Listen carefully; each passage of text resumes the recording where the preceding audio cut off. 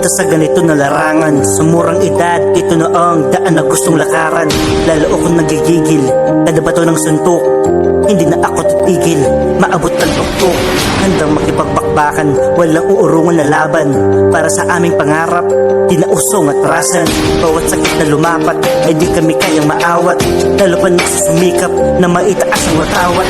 Alam ko namang hindi to madali pero kakayanin. Anumang suntok kung maging padyak ay wala nang talab sa amin.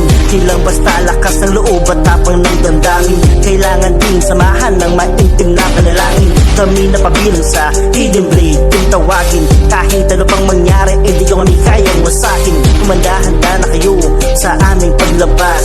Malalaman natin kung sinong tunay na malakas. Hindi nyo kakayanin sa amin sumabay. Kaya huwag nyo subukan para sumaway. Tagumpay ay nasa aming mga kamay.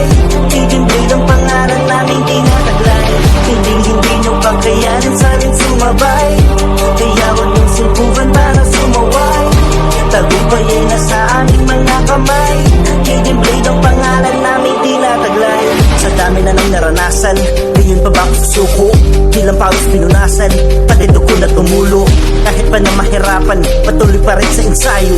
Pinapatagadaanan hanggang maabot ang dulo. Madalas pagtawanan nung ako'y nagsisimula pa lamang. Ang kaba at takot ay pilit ko na nilalabanan. Maraming salamat sa mga tao na sa akin ay tumulong. Kayo ang rason kung bakit ako lumalaban at di umuurong. Madapa man na ilang beses ay lagi pa rin babangon. Hindi magpapaapi anuman dumating na hamon.